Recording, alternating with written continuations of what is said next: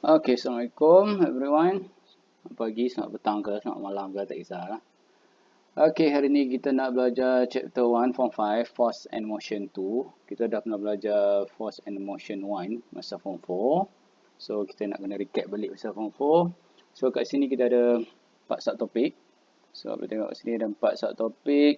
So, yang kita nak fokus hari ni is okay, 1.1, this one. Okay, resultant force. So, resultant force ni, kalau dalam bahasa Melayunya, daya paduan.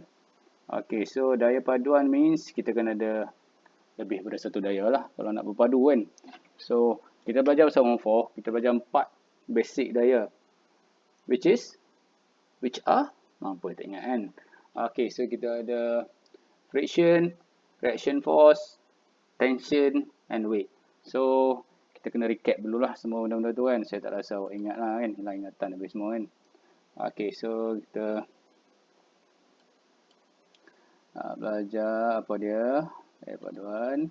So, kita kena pergi balik 4 daya asas. Okay, so 4 daya asas ni. Okay, kalau awak ingat.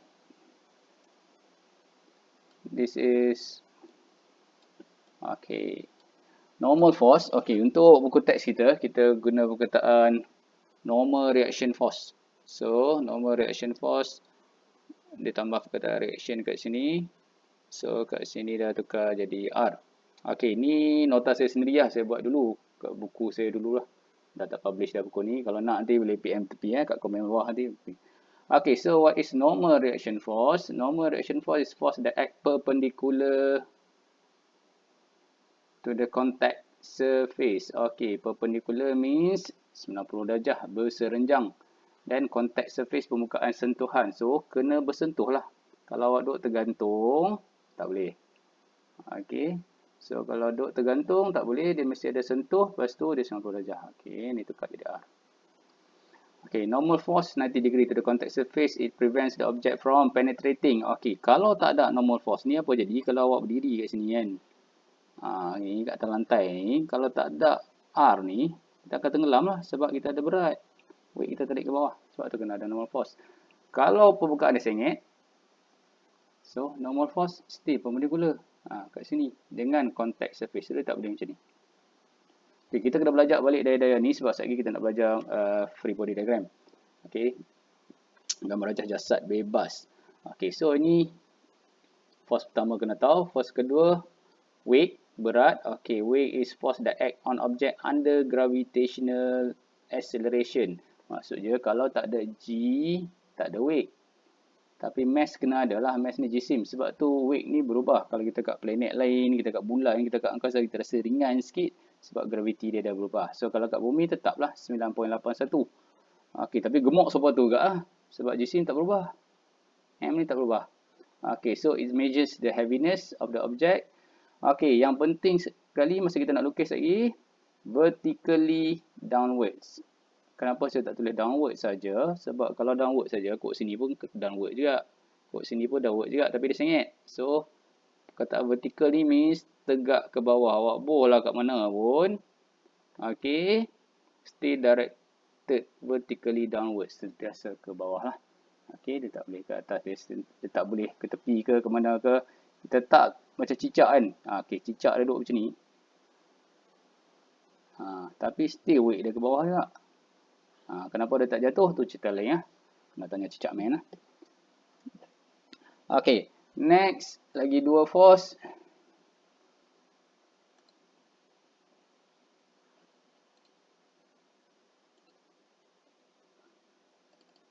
Okay, kita ada friction ataupun daya geseran.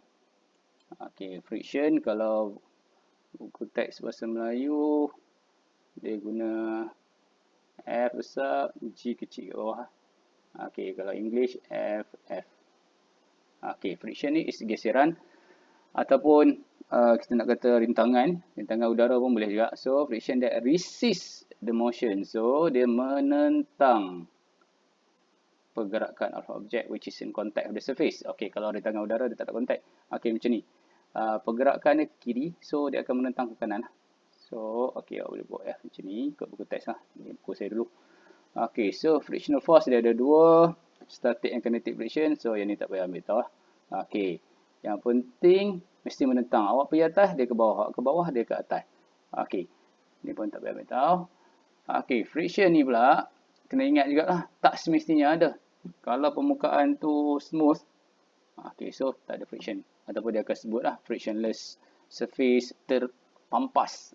So tak ada friction lah, tak semestinya ada. Tengok soalan. Okey, yang susah sikit dalam part ni is tension, which is tegangan. Okey, tegangan kita pakai capital T. Okey, apa dia definisi tegangan? Tension is the force possessed by a stretched string. So, dia mesti stretched lah. Mesti ditegangkan. Kalau kendor macam ni, tak ada daya. Daya mesti tegak. Tegang. Okey. Tension ni, bila kita nak lukis nanti, dia mesti directed away. Apa maksud directed away? Kalau objek tu kat sini, kita tarik ke sini, so tension dia ke arah ni, bukan ke arah ni. Ni salah. Okey, so tengok dalam kes ni. Okey, kita zoom sikit. Okey. Same string possesses the same tension. Kalau tali yang sama, seorang duduk kat sini, seorang duduk kat sini, ada tali yang bertarik, so tegangan tali ni samalah. Walaupun jenis tarik kuat ke jenis tarik slow, tegangan yang dirasa oleh tali tu sama.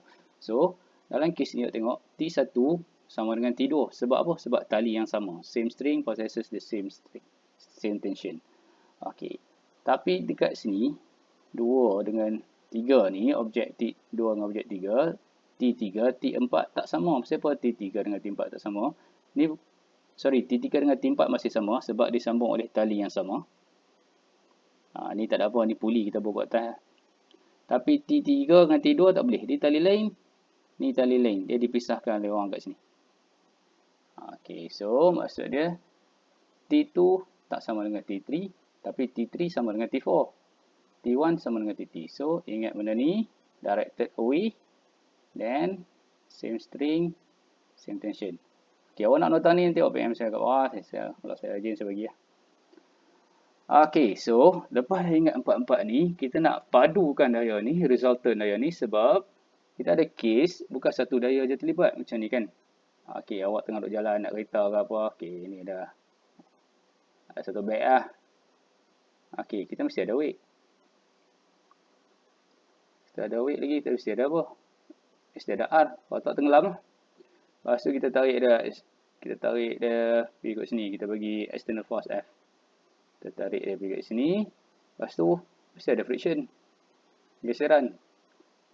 Okey, so last sekali, dia nak pergi bergerak kat sini. Let's say dia nak gerak 10 meter. Berapa daya yang perlu? Sebab dia kena lawan dengan friction ni dulu, baru dia boleh gerak. Kan? Kalau tak ada friction, tak apa lah. So, yang ni kita nak buat. Kita nak gabung semua. Kita panggil free body diagram. Atau gambar rajah jasad bebas. Dalam bahasa Melayu. Okay. Alright, kita stop kat situ dulu. Lagi kita sambung di satu video free body diagram.